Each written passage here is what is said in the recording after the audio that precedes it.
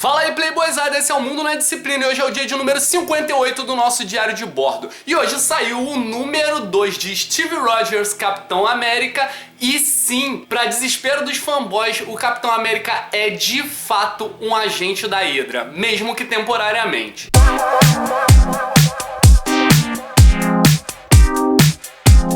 Como você já deve saber, a edição número 1 de Steve Rogers Capitão América criou toda aquela polêmica ao mostrar na última página o Capitão América mandando um Hydra. Então a galera ficou, o Capitão América virou casaca, o Capitão América sempre foi um agente da Hydra, como assim? Não pode ser isso, ele está fingindo. Inclusive eu não tinha acreditado que aquilo ali poderia ser verdade, o Capitão América sempre ter sido um agente da Hydra. O número 2 que saiu hoje vem explicar toda essa situação. Se você lembra, se você viu o número 1, ele era uma história contada sob o ponto de vista do Capitão América. Já esse número 2 é uma história contada sob o ponto de vista do Caveira Vermelha. E começa explicando coisas que aconteceram bem antes. O que acontece é que se você viu o primeiro vídeo, viu que eu expliquei que na saga Vingadores Impasse, o cubo cósmico tinha tomado o aspecto de uma menina, a Kobik. E foi ela que salvou a vida do Capitão América e retornou os efeitos do soro do super soldado pra ele. Ele se tornou forte de novo, em pleno vigor físico, e voltou a ser aquele Capitão América que a gente conhecia. Acontece que essa menina, a Kobik, que ela nasceu dos fragmentos do cubo cósmico, essa história mostra que esse cubo cósmico é o cubo cósmico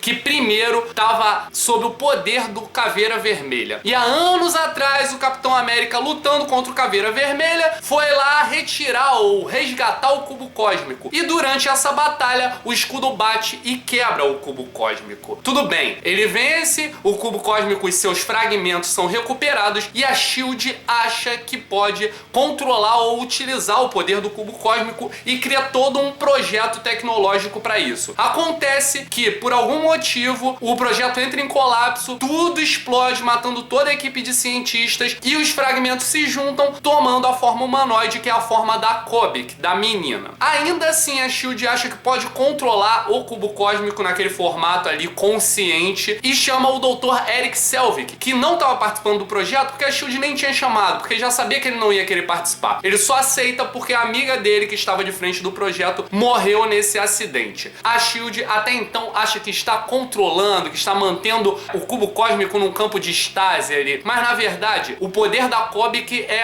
quase ilimitado. Ela pode fazer o que quiser. Nisso mostra como se encontrava o Caveira Vermelha com os poderes ainda do Charles Xavier, que ele pegou o cérebro lá no início da fase de Fabulosos Vingadores, que tem como resultado, inclusive no final, aquele papo do massacre vermelho, tudo por causa dos poderes do Charles Xavier, que o Caveira Vermelha roubou o cérebro dele e conseguiu obter os poderes dele. E o Caveira Vermelha nesse ponto tá percebendo que esse tipo de poder não dá a dominação que ele queria. Ele queria uma dominação militar, ele queria uma vitória grandiosa e não simplesmente comandar as pessoas e fazer com que elas fizessem o que ele desejasse. Não, ele queria uma ideologia por trás da Hydra. Nesse ponto, aparece na sala dele a Kobik. E ele acha que ela é uma intrusa, inclusive manda atirar nela, só que nada acontece e ela pergunta pra ele se ele ainda se lembra dela. E ele então percebe que ela nada mais é do que um aspecto consciente daquele cubo cósmico que outrora foi dele. Ela reclama que na SHIELD estão tratando ela como uma coisa, que eles são um bando de idiotas, e ele passa a tratar ela como uma menina, como uma criança. E na verdade é isso, ela adquire uma consciência ingênua, inocente. E ele tratando ela como uma criança e contando histórias, ele faz ela aprender ou entender que a melhor coisa do mundo, a melhor instituição do mundo seria a Hydra. A Hydra seria a saída, teria as melhores soluções para ter um mundo melhor. Ela passa a acreditar nisso. Sendo que eles fazem um trato de que, apesar dela continuar vendo, encontrando com ele, ela vai continuar também lá na SHIELD. Ela pode fazer isso. E ela não vai contar pra ninguém. O que ela faz, e ela conta logo depois pra ele, é mudar a consciência, mudar quem é o Eric Selvig, pra que o Eric Selvig acredite também que a Hydra é a melhor instituição, que a Hydra é o que pode fazer o bem, é o que pode consertar o mundo. E ela leva o Caveira Vermelha até lá, meio que se teleporta instantaneamente, e o Caveira Vermelha consegue perceber que até as lembranças do Eric Selvig foram alteradas e que são lembranças reais. Na verdade, a Kobik, a partir dessa crença que ela teve, através da persuasão que o Caveira Vermelha fez, ela acredita que sim, a Hydra é a melhor coisa e ela ela transforma Erik Selvig em alguém que trabalha pra Hydra. Percebendo isso, o Caveira Vermelha cria todo um grande plano. Ele pede pro Erik Selvig convencer a Maria Hill a fazer um presídio, mas que na verdade é no formato de uma cidade. É toda aquela história de Avengers Standoff, ou Vingadores ou Impasse, que ainda não chegou aqui no Brasil, mas que eu falei no outro vídeo, que é a saga na qual o Steve Rogers volta a ser o Capitão América